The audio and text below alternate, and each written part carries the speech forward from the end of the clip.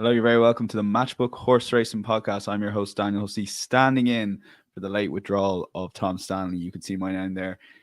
Tom Stanley has the name Tom Stanley in brackets, not Nick Luck, and unfortunately I seem to have my name in brackets, not Tom Stanley, so I can see where I am in the pecking order in general life here. But delight is welcome. Charlie Poste, Dan Overall, Ed Quigley.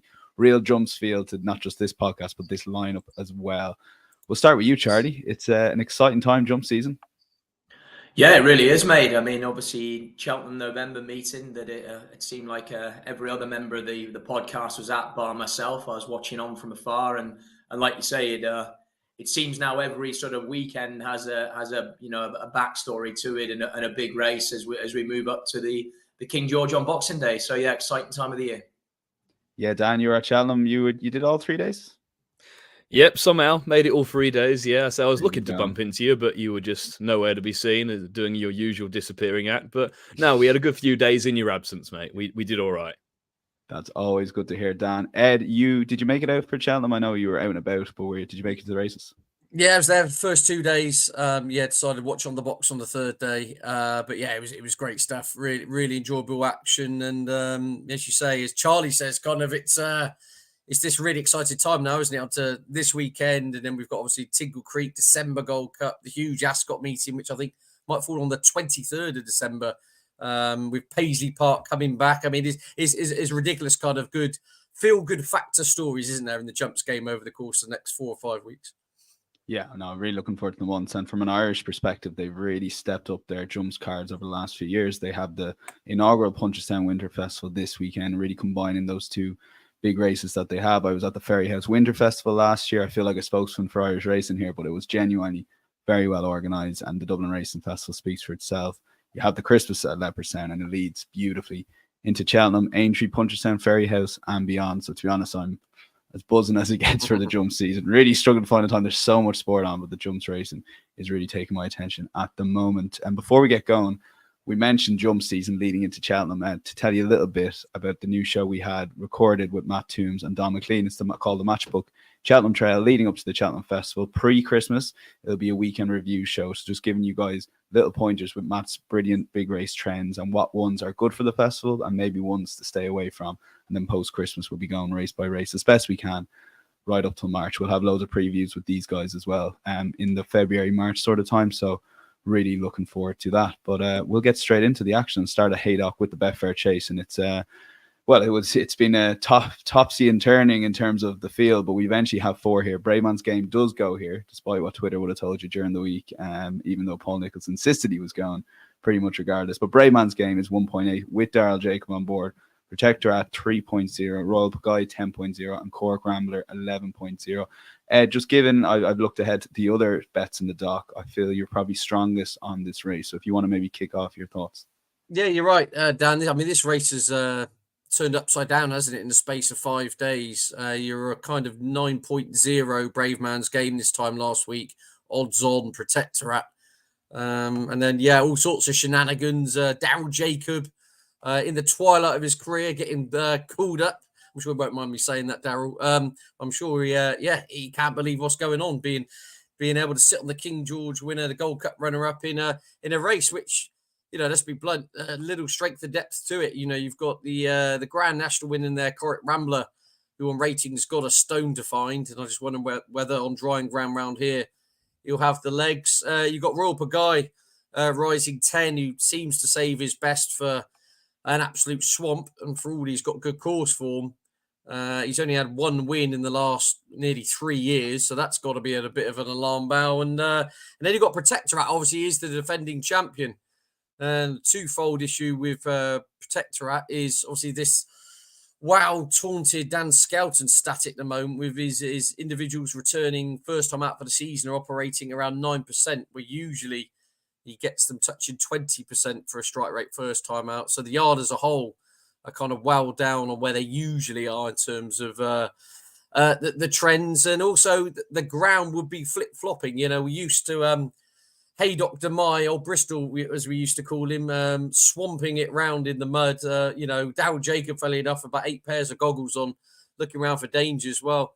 Yeah, I can't believe it. In the Costa del Northwest, pretty much 3.5 days of dry weather are pretty much set to continue. And we've got a blend of good to soft and round good to soft and a few soft patches looking at the latest course bulletin with a dry day forecast Saturday. So the whole rate, it's a convoluted way of saying it. It's amazing how quickly everything does change in the space of 3 or 4 days. And it leads me to Brave Man's Game, really. I think is now it's got everything has swung in his favour. You know, he's been here once, bolted up once, the drying ground making this less of a brutal stamina test. I think it's definitely got to be in his favour.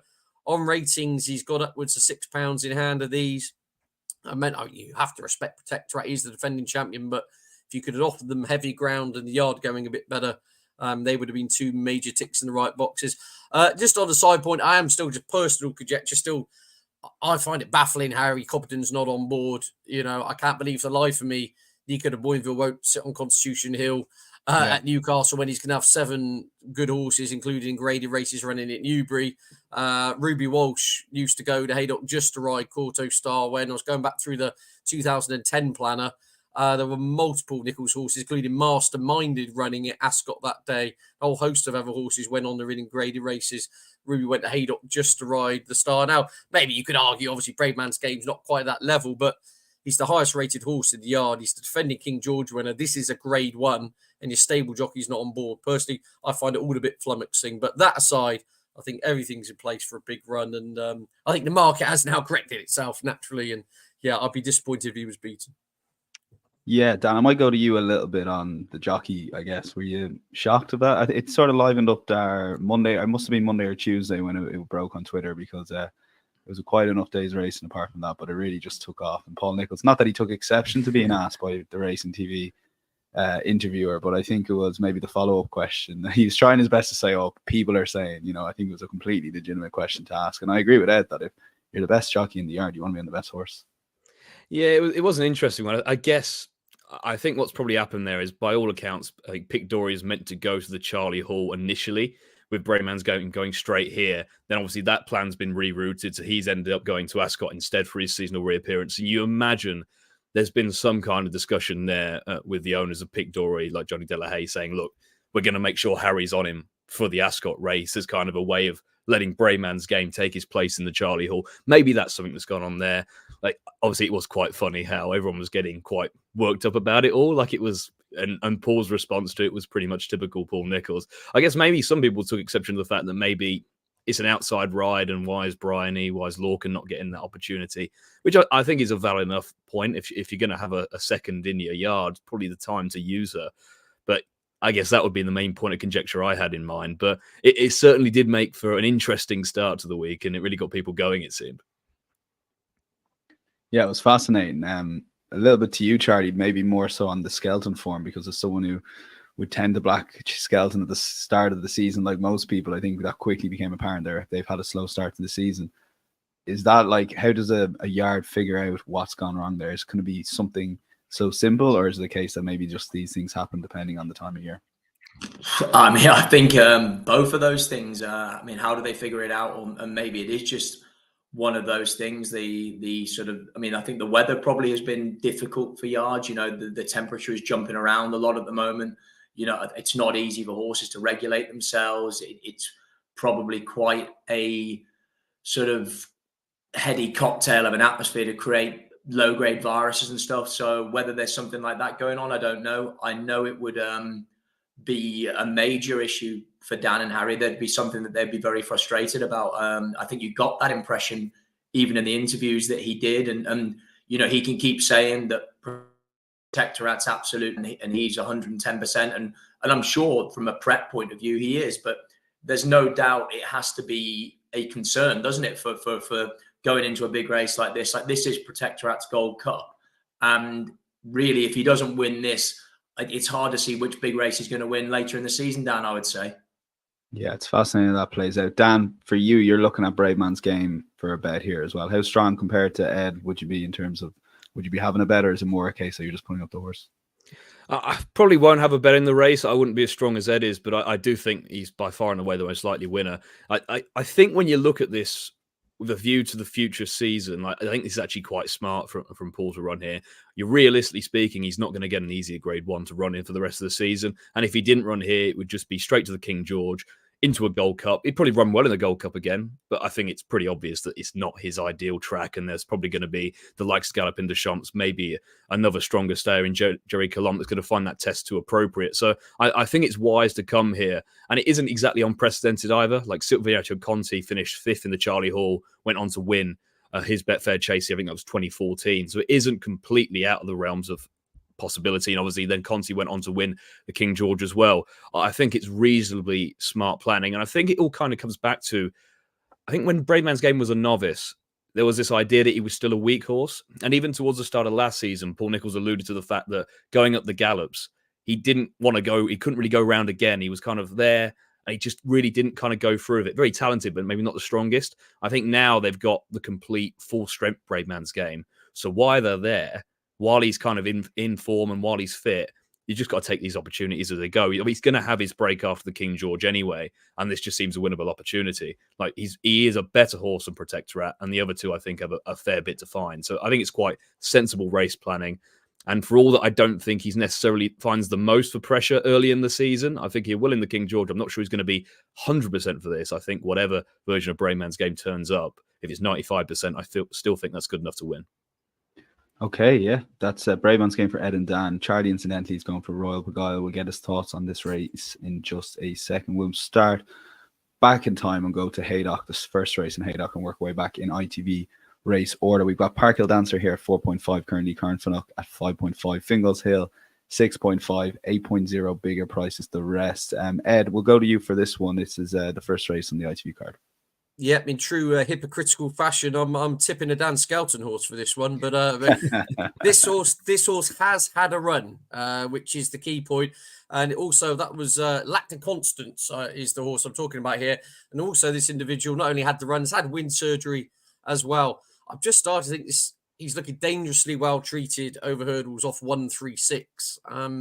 He showed a lot of promise as a novice chaser last year. You go back to that Kempton. Running on his seasonal reappearance last year. He won 20 lengths doing handstands and everything kind of fell apart a bit, it has to be said. And then, as we say, he was ridden with tender gloves on his comeback at Aintree, where he clearly needed the running. It was a pretty hot race, won by Crambo, who's a pretty good horse in his own right. And all in all, he's got £2 back from the handicap before that. I think he'll strip a lot fitter for this outing. Ground will be fine. He's got a good record of flat tracks, and off 136, I said he slips around 10, 11 pound below his peak chase rating now. So he's in that well handicapped round. I thought going further down the line, if today isn't the day, in inverted commas, he's got the Lanzarote hurdle screaming massively at me. 2-5 back at his beloved Kempton. I could see that being a January target. So I'm not privy to. I haven't heard any interview from Dan saying, right, he now has come on the bundle for this, or he's going to need one more run. But even if it's a good excuse, but even if this isn't the day, and at least he just shows them that old spark and finishes third or fourth here, the Lanzarote hurdle in 6 weeks would look an absolute. Well, I'll be back on the show for the Lanzarote hurdle and I'll be tipping him. There we go. How about that? But Lacton Constance just too well handicapped to ignore fitness or no fitness. So I've got to get involved. Okay, in a word or two, Charlie, just tell us a little bit about Royal Beguile. He's double figure price for the Betfair. Does appeal. It is the sort of race, I don't know, I can see a potential shock, and maybe he's the one of the two outsiders to potentially go. Yeah, sorry about that. For starters, connection issues, gremlins in the system. Yeah, I mean, look, I'll be straight up, Dan. It's not a big betting race for me. It's just more that I felt, as we alluded to, I don't know what came through with the issues with the Dan Skelton yard about that. Certainly, as Ed gave with the stat first time out, things aren't as they normally would be. Now, you'd imagine with Protectorat, they're going to have left no stone unturned for this, but it has to be a question mark going into this race. And the whole thing with the Braveman's Game, the situation, I think has been over-egged. But at the same time, I get that Harry Cobden's got commitments at ASCOT, but you'd have thought if this was absolute plan A and everyone was on board, I'm amazed he's not going to Haydock to ride that horse in a grade one. And so it just flagged up a bit of alarm bells for me that maybe this is obviously an afterthought. And and a change of plan from the Charlie Hall, whether that was plan A or what. And so I just thought Royal Pagaille might be the one if there was going to be a shock to pick up the pieces. He's excellent round Haydock. He's obviously was second to Applutard in a Betfair. And look, I'm not saying for 1 second he is as good ability-wise as the top two in the market, but he might be the one that this is his absolute gold cup and he's ready for the day. And of course, Venetia is flying. I think she's 43% strike rate in the last 14 days. So at 10.0 or 11.0, I'd just be having a small win bet on him in case the top two in the market fluff their lines. Okay, yeah, I know 24 runners, but all eyes will be on Haydock and one of the best races of the year and remains. So back to 115, Dan. Daryl Jacob could be a big day in his career, probably one of the biggest days in his career. And you think he's going to get off to a good start ahead? Yeah, that is one of his more probably expected rides in the Stuart Crawford connections for his usual owners as well. This is a really open race, I think, but it's been won by some very smart types in the past, like Tommy's Oscars won this, Warlord, more of that, Rock the Casbah. So it's kind of looking for one of the maybe younger, more progressive types who could take a step forward. And Khan Funnock is the way I landed. Like, he had some rock solid bumper form in the books. He was third in the Land Rover bumper a couple of years ago that worked out really well. He was third at the Dublin Racing Festival. He beat Better Days Ahead, who's well regarded for Gordon Elliott as well. And his novice hurdle campaign, I would say, was steadily progressive. He wasn't overexposed early on, running over 2 miles. He won on his handicap debut at Naas on his first try, an intermediate trip of 116. I think he actually did really well that day to win, because if you look at the race back, the 3 who finished behind him eventually were basically 1, 2, and 3 all the way around. They were in a very prominent position consistently. Khan Funnock was more in mid-division. He had to make a bit of a move to catch up to the front 2, who really did try and sprint for home. So the fact he got up quite late, I think, suggested that he has a fair bit of ability and had a fair bit in hand off that mark 116 back then. And that was a decent race for the grade as well, I thought. That Cashback was, I think, second in the end. And for as much he is getting older, he's a fairly solid yardstick. He went to Perth after that. No match for Giovinco. Went up to 3 miles. But I thought he was ridden to almost stay the trip that day. End of season form as well. Never really in the race, but still finished around a lot of mid 130 horses staying on. So I think that was a reasonable effort given the time of year. This is going to be just his 3rd handicap start, just his 2nd over an intermediate trip. And if you look at the stats, actually, Stuart Crawford, I was a bit surprised by this. He's actually profitable in handicap hurdles last season, which, given his kind of MO, I thought it'd be more novice hurdles and bumpers, but he's profitable to follow last season in handicap hurdles in the UK. And this horse, I think, still has a bit of upside left.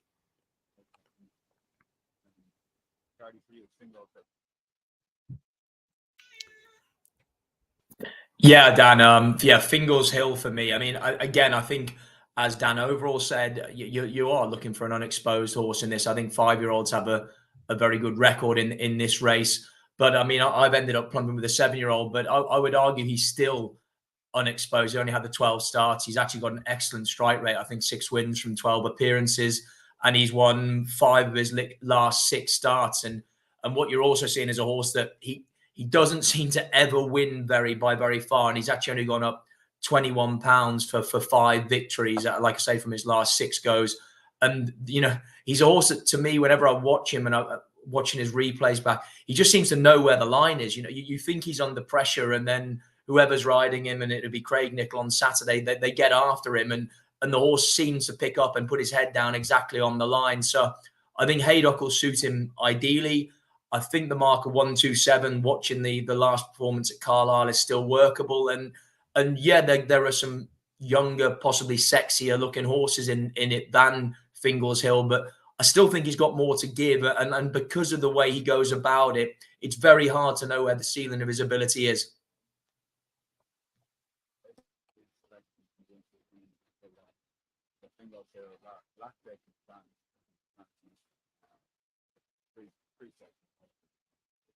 Move on to graduation change.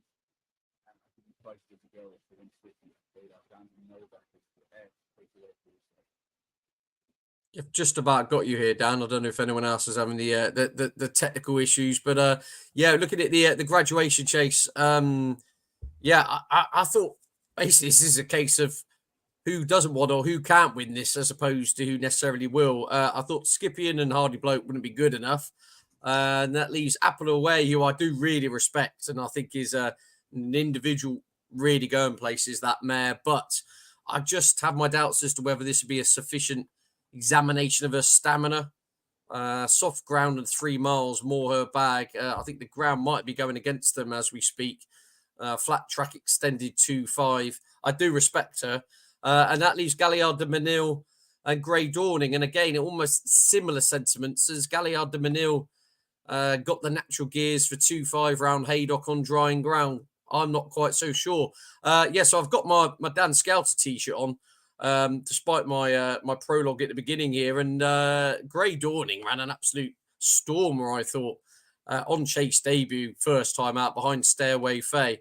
I think that form in the context of this is absolutely fantastic. And it's one of those, if you stop the race 3 out, I thought it was going to be a case of how far for Grey Dawning. Obviously, you don't get paid 3 out, but what it was indicative of was, I think, the horse just blew up in the closing stages for need of a run. I think there were 2 very good potential staying chasers. Grey Dawning was in behind, obviously Stairway. It's a Grade 1, Stairway Faye is a Grade 1 winner. And also, I don't think this drop back to the extended 2-5 is a bad thing, whereas I think this is a problem trip-wise, perhaps for arguably the rest of the field in here. If you look at the peak hurdle form of Grey Dawning, winning the Grade 2 at Warwick was over this trip. Again, at Kempton was over this trip. So I just wonder if 3 miles on dead ground just stretched his stamina a little bit last time out. So all in all, I just think there's a lot of horses in here who've got a lot wrong for them. I would make Grey Dawning the outright favourite. This, in fact, quite strong favourite personally. I know ratings suggest that's absolute nonsense because Galliard de Menil at 156, even for his £11 penalty, in theory, has absolutely stacks in hand. But I'm not sure this race is run on ratings. Put it that way. I think there's a bit more kind of smoke and mirrors to this race than what meets the eye. So I think Grey Dawning have too much zip. I think he'll be. He's a Dan Skelton horse who's had a seasonal reappearance. Dropping trip's fine, and I just think he could have too much for his rivals here. Galliard de Menil, they meet again at the end of the season, over 3 miles or whatever. In 4 or 5 months' time, could be a different story. But on this given occasion, I'm with Dan Skelton's runner. Yeah, I do, Dan, 100%. I mean, as Ed said, I mean, much as I'm also keen on Ed's notion about getting paid out 3 out as well. There'd be plenty of occasions that would suit me. But Grey Dawning's had a run. We've talked about Dan Skelton's slight struggles with the first time out horses this year. He had a run, and as Ed has already said, it was a real quality run in a high caliber novice chase. I mean, after watching Facile Vega and hearing all the comments about Irish novice chasers and the standard of them, I think this one at Exeter that he was third in was a really decent race of that nature, and he put up a really bold showing, jumped well, was, as Ed said, looked like he was going to win 3 out and just flattened out. He should come forward for that. And then, Galliard de Menil has a much higher rating, but he's also exposed to a degree. We kind of know where he's at. I also look back through, and his record first time out isn't that special. He isn't always the most 100% straightforward character for all that he's high caliber. I agree about Apple Away, whether this is going to be a sufficient test of her stamina. And also, Haydock isn't always the easiest place to jump round either, so, and this is her first go over regulation fences. So I thought Grey Dawning was really interesting, and I thought the price was an attractive price in against this opposition. And I know how highly the Skeltons regard this horse. And like I say, he's a high caliber novice hurdler that was always going to seemingly be a better chaser. Okay, yeah, so in agreement with the guys on Grey Dawning. We'll move on to the Stayers handicap hurdle, and we'll go to prices as we get them down. But take it away with your case. Yeah, it almost feels a bit wrong tipping at such a short price in this race because it is very competitive, and there are a few I like at big prices, but I just kept going back to Crambo. Like I look at that race he won at Aintree, and that race at Aintree recently has been a proven success rate for this race. I think it was Paisley Park won it. Stony Mountain also won it en route to winning this. So it's been a proven success rate, and he travelled so strongly. Like Conor Brace, I generally regard as a very strong jockey, and you can generally tell with his rides how they're going. I think he is pretty animated, and he sat as confident as I've ever seen him sit on a horse as he did on Cranbrough at Aintree the other week. Like it was unbelievable levels of confidence, and he only had to nurse him along just gently to get him to win quite comfortably. Obviously, Santos Blue does reoppose on better terms, but the amount I think he had in hand, I'm not sure the difference is really going to make too much of a difference. Like, he's 4 from 4 over hurdles. His only 2 defeats came in Grade 1 company.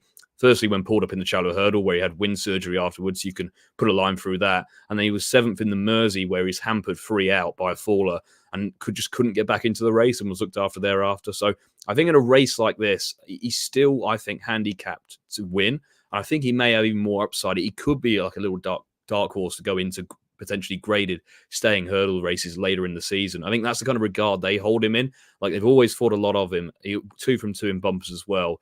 And the £6 rise for that Aintree win is more than fair. And if there is a horse who could maybe scale the upper echelons of a division that's quite weak, I think Crambo is the one. And while 4.5 isn't a massive price or really all that appealing in a 16-runner handicap of this nature, I think he's got a massive chance. Well, as you said, Dan, the favourite in this race, and 2 selections at double figure prices. And we'll start with you, Ed, on this one. It's 13.0 you have. Yeah, if you go back to medieval times, Emerton was 157 rated hurdler, wasn't he? But kind of lost his way in his final days. Warren Greatrex, for whatever reason, he's gone to Alan King team, and he seems, I wouldn't say he's back, but he's shown a lot more the old spark. I mean, he won first time out for the Alan King team at Newbury at the back end of last season. Then on his seasonal reappearance, off today's mark of 127, he ran at Newbury and he jumped and he travelled superbly. He ran him a lot more of the old zest. I just think he is clearly a quirky character. Alan King says he's not doing anything outrageous with him, but he just seems to be kind of bucking and kicking, and he's full of himself again. And it seems to be a little bit of a trend. This horse is very happy on flat tracks with a bit of cut in the ground. That seems to be his kind of go-to ammo. You know, he won the Rendlesham over course of distance going back 3-4 years ago, and obviously went on to finish 4th in the Stairs Hurdle itself on the back of winning over course of distance here. And again, as I said, he backed that fact up that he won at Newbury, kind of flat left-handed track. You go back through his early days, he also won at Newbury, and he got a win at Foss Lass, another flat left-handed track. So he may be a bit of a one-trick pony, but he's very effective when everything's right for him. And off 127, he's been left unchanged. I'm on board with the kind of Crambo angle. Just very quickly, Dan, looking at that Aintree Grade 1, that Mersey is working out like the best race in history, isn't it? If you go through it, I know Crambo was really unlucky, but I mean, the form of that is stacking out unbelievably. Irish Points obviously come out, won a graded race. Let's be clear about it. Unbeaten over fences. You Wear It Well bolted up at Charlie Hall Chase Day. Springwell Bay lumped round 12 stone the other day and robbed home. That's very good form for Crambo. But I saw at the prices, I wouldn't be shocked if Emma Tom chased Crambo home. And if for whatever reason Crambo didn't bring the A game to the table, I thought Alan King's runner could be the one to cash in. Okay, Emma Tom currently 13.0, win and place shout for Ed Quigley. Charlie, who do you like? Firstly, I thought Ed was going to give us a history lesson there when he said about Tom being a medieval character. Yeah. I was thinking this is I don't know where we're going, but I'm really intrigued about who Emerton was. But never mind. What about 4 or 5 years ago he went back? I was going to say you look like you're sat in a medieval house at the moment. So over to you, mate. Over to you. I came down with Gower Road again. I can see the case for the favourite. It's screaming loud and clear. But this horse was he was a high quality hurdler himself. He was 7th in a Coral Cup off 145 and then went chasing and was very impressive on his second start at Ascot, beating Cobbler's Dream off 146. And then we haven't seen him since October 2022. But the yard is flying, the Twiston Davis team, and as they often are at this time of year. And so I don't think this horse is going to want for fitness in any way, shape or form. This lad's also got a strong second on heavy ground behind Metier round Lingfield as well previously. And I'm also intrigued to see what the ground is going to be with the amount of rain we have had in recent times, as in they always give it good to soft, but I just wonder if we're going to be ending up with hard work ground that's still going to take plenty of getting. So I was keen on this lad with the extra distance angle as well. And at 15.0, Dan, I'm going to back him win and place because their connections I respect. And this horse has always been held in high regard, and he's shown real quality form. And he returns here off 140 as well. So he's handicapped sensibly on plenty of his back form. Okay, yeah, that's the 3 selections for the guys. All these selections will be summarized on insights.matchbook.com. That'll be available from Friday morning. Charlie, we'll stick with you for the final race from Haydock. That will be on the ITV card. Take it away with Famous Bridge. I'll get to the prizes in a sec. Yeah, again, I've kept it fairly fairly boring. I've gone with the favourite here, Famous Bridge. I just felt he's still really unexposed, a chaser, and even as a racehorse, only the 12 starts, and he won his last 2 starts at Wetherby of last season, and then started this season off with a really solid 4th at Ayr. And if you watch the race back, Brian Hughes rode him, and he looked like he was coming into the race to win. Typical sort of stalking ride of his, and got in deep, landed in a heap at the last, and rallied to only be beat. I think it was just over a length or something like that, 3/4 of a length. You'd imagine he's going to come forward for that run, and I just think there's a load more upside to this lad as a 7-year-old off a mark of 1:29. I still think it's very workable. Sean Quinlan is a perfectly decent replacement, and he's won on him as Wetherby on his last start of last season. So I'm going to stick with Famous Bridge in this to continue on an upwardly progressive curve as a chaser. Okay, yeah, Dan, so that's Famous Bridge 4.33. Dan, you have an interesting shout here. Yeah, this race is full of, I'd say, interesting characters as well. Like a lot of these, I could not be touching in a month of Sundays. I think Charlie's Famous Bridge is definitely the right favourite. Interestingly, when the markets opened, he wasn't. Anthony Honeyball's mare was favourite, which I just thought was wrong, but the market has corrected itself now. But I thought Wasdale Dundalk is just admirably solid for a race like this. And I think Lisa Harrison has done an unbelievable job getting this horse back on track. Like, he was a pretty well-regarded type man with John Joe O'Neill. He got to a market of low 120s, but never really reached the potential I think they thought he had. But now he's been stepped up to 3 miles as a chaser. It's just all kind of come together for him. Like, he won 3 on the bounce during the summer off fairly low marks. You can make of that what you will. But I thought his last 2 runs, to me, stood out more. Back in probably very good company, I'd say, on heavier ground. Run a couple of crackers, I thought. Second to Gutapan Kalonge, who ran well at Cheltenham the other day. Had Ed Tanner back in behind. I thought that was a good level of form. And then second to Houston, Texas as well recently. He's a progressive horse in his own right. They pulled clear of another John Joe horse in third who's well regarded. And Houston, Texas himself, I think, was favourite for this race last year, and they thought a lot of him before it all kind of went wrong. So he's back on the up, and I think that's a solid level of form. He's gone up £2 now to 120, but he always promised to be better than that. And he's still relatively unexposed as a 3-mile chaser. So he's won 3 starts in these kind of conditions, been placed in the other 2. I thought when you look down this race, you've got a few who you could not really trust to deliver. I thought he's the one. He's in form. He's fit. Maybe just overlooked by the market because of his connections. But I think 9.0 currently, I think he's a very fair win and place bet. Wasdale Dundalk 9.0 currently win in place, and Famous Bridge for Charlie. No bet from Ed in this and the next one we're going to cover in ASCOT. It's the 1965 chase, or the Nirvana Spa 1965 chase. Charlie, I'll just ask you, I know you're Shishkin no bet, but what do you make of Shishkin coming here instead of Haydock? What do I make of it? I think it's I suppose with ground and everything, I suppose maybe there was a concern that it would end up in a slog at Haydock, which some might say is exactly what Shishkin wants. But I think it's probably the safe bet, isn't it? You know, as in he's been effective at ASCOT before, and it's probably the easy option. And he'd have added real sort of spice to the Haydock race if he'd have turned up there.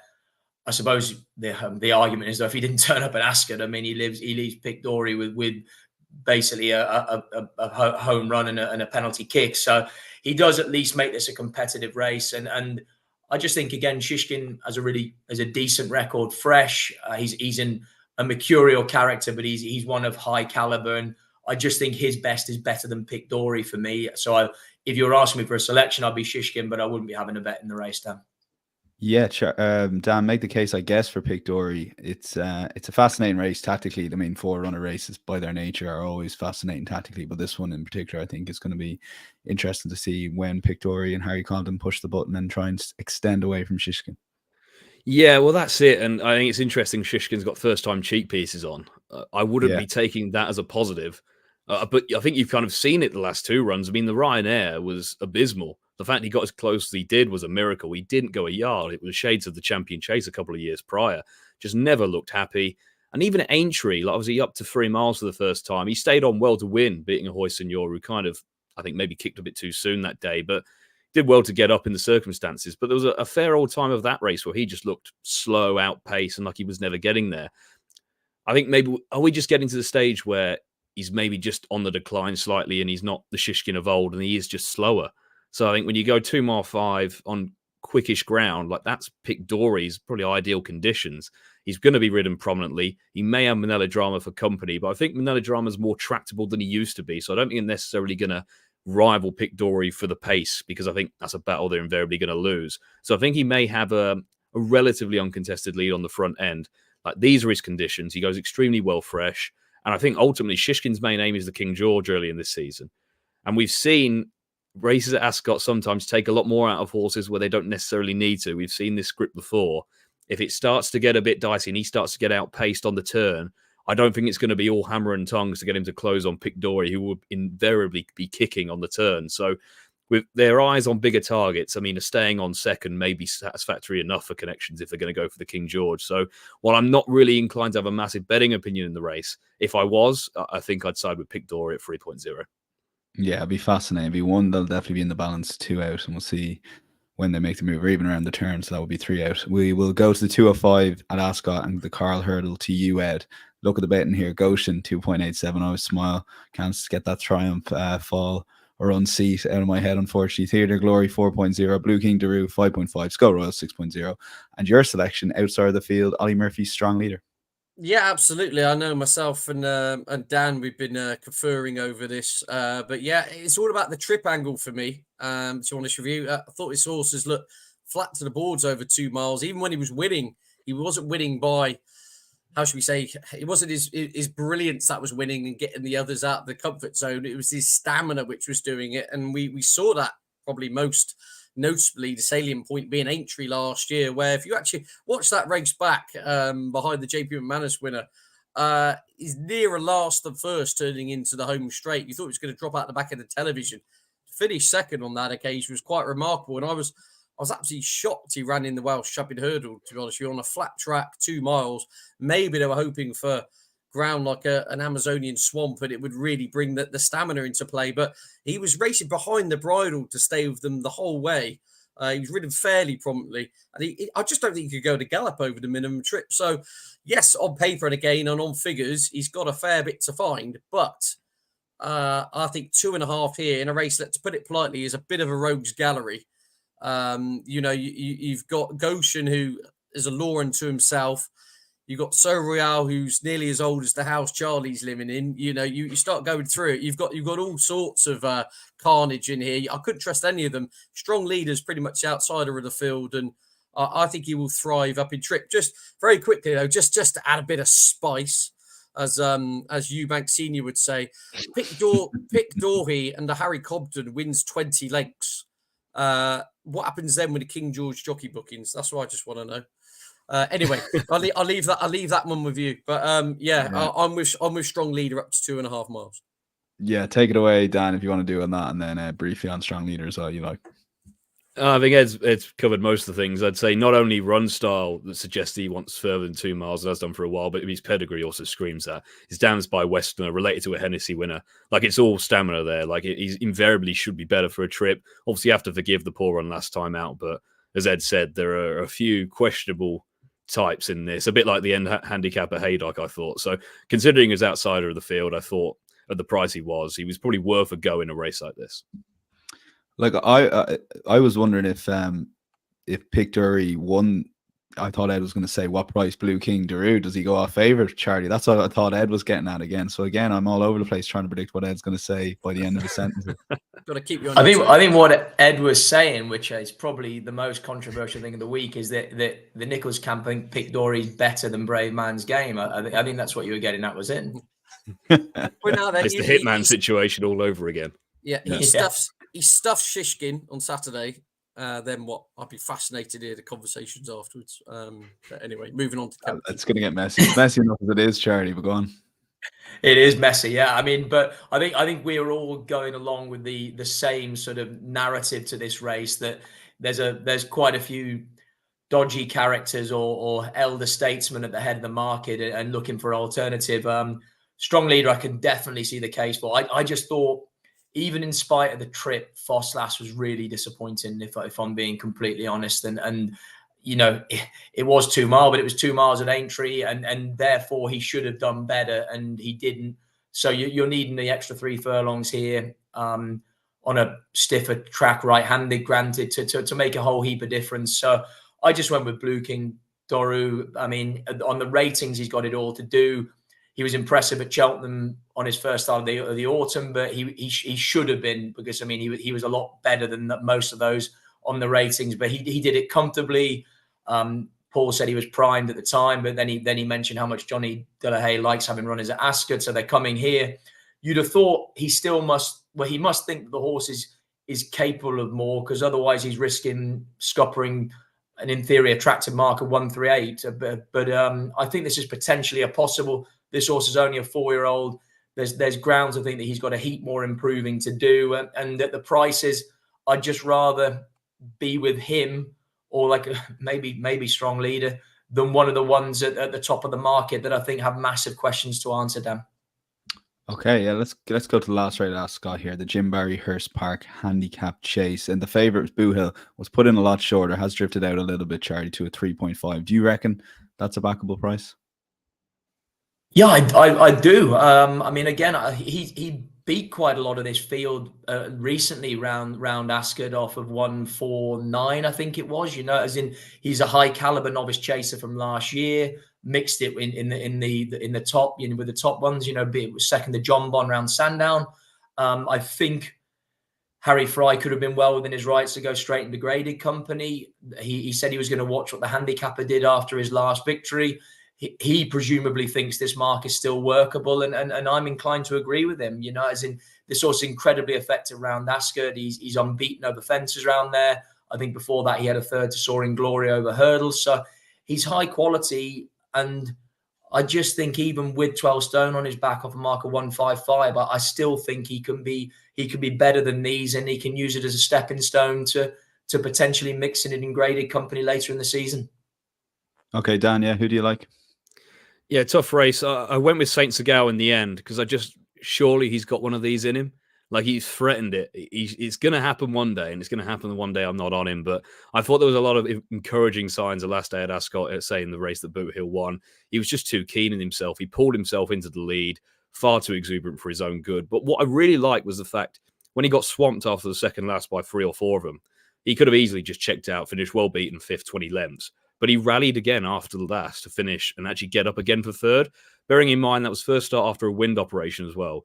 Maybe obviously the early exertions cost him, but also maybe he figured out I can breathe in a finish, because he's often been a strong traveller who hasn't found necessarily as much as been promised when business actually picked up towards the end. But I thought there were a lot of promising signs in that run. He was dropped £1 for it, which I think is very fair, to be honest. And I think the presence of Orkin Risk and Corrigine Rock, who are confirmed front runners, mean that he's not going to necessarily have to pull himself to the lead. He might be able to just sit in behind, and that'll benefit him massively. Still only a 5-year-old. He could be the type who's running in these big handicaps for many a year, but he's going to land one eventually. I think maybe the weekend is the one. Okay, yeah, Ed, 15.0, an old favourite. Yeah, Finnable Civil, I just thought with Venetia, as we touched upon, flying at 40% for November or there or thereabouts. So probably another pace angle, probably likely to go forward. But one of the rare Venetia Williams horses who actually wouldn't mind it when the ground does dry up. A lot of good vertical spring ground form from this type who's got winning course to distance form at Ascot as well. Came on for the run last season, probably needed the run again this season, and when beaten behind Boot Hill last time out, I think we'll get a lot closer to that rival this time round with that aforementioned run. And so, yeah, so at the prices, hopefully we can keep all 8 in there. Again, I'm looking through my long shot goggles, but if Finnable Civil can run into a place at least, I'm happy with that. Okay, Boo Hill, Funnable Savola for Ed, Boo Hill for Charlie, and Saint Segal for Dan. We won't really touch the Morgiana unless anyone wants to speak about Stateman. I can maybe take this race. I think it's brilliant. We'll get Stateman out nice and early, so it'll be interesting to watch and see can he get any closer to Constitution Hill. But that is wishful thinking, probably. Ed, you have any other weekend bet from Punchestown, Sandor Clegane. So look, really hot prospect and definitely one to watch potentially for another tilt at Cheltenham this year.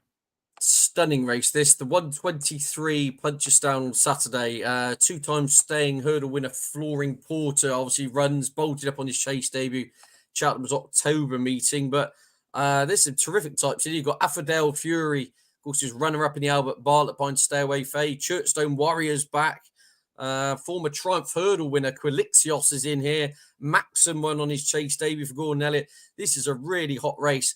But we've been talking about the ground, and I think that could be a bit of an issue here for Flooring Porter. I mean, he does have form on soft ground, but this could be a proper war of attrition. And I just thought Sandor Clegane, I think he's fifth in out of 7 in terms of the market. And I think that probably underestimates the chances the Paul Nolan runner, who had a very similar prep over hurdles last season as to what's going on this season over fences, in the fact that Sandor Clegane ran over 2 miles on seasonal reappearance last year over hurdles, then stepped up in trip and fairly bolted up, coming on for the run and for the extra emphasis on stamina. Well, we've got the same again here. Ran over 2 miles on chase debut, up to 3 here. As you say, this is a horse who's only beaten a length in the Albert Bartlett, very closely tied in with Affordale Fury, but I think he's got the greater potential, personally, as a chaser. Lightly raced 6-year-old. I just thought the price perhaps a little bit wrong, or the market going a little bit OTT on Flooring Porter, personally. I think we'll find this tougher, for all that the form has been franked to a large extent, with a Broadway boy coming out and absolutely romping home at Cheltenham's November meeting.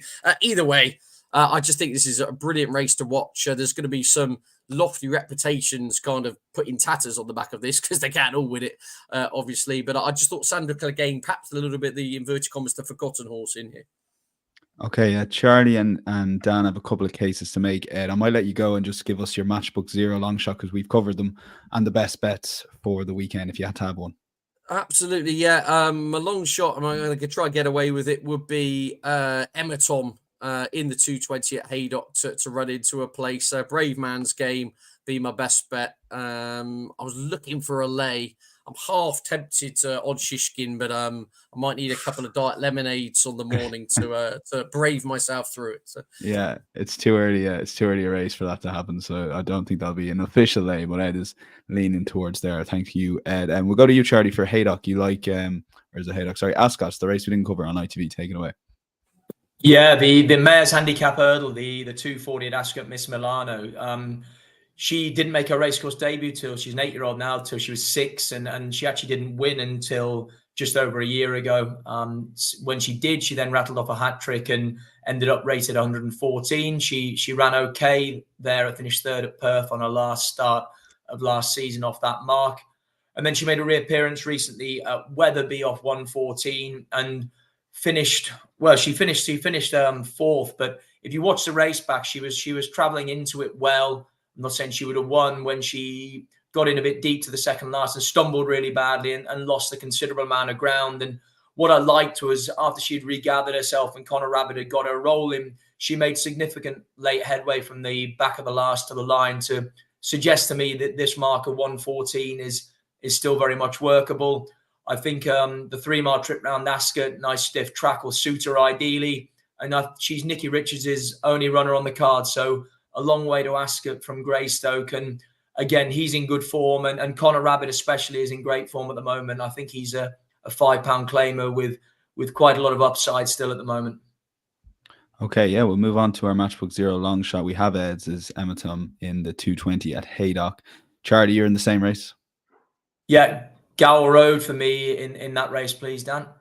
Okay, yeah, and Dan, take it away on a horse from Huntington, which combines with your any other section, but also Matchbook Zero long shot.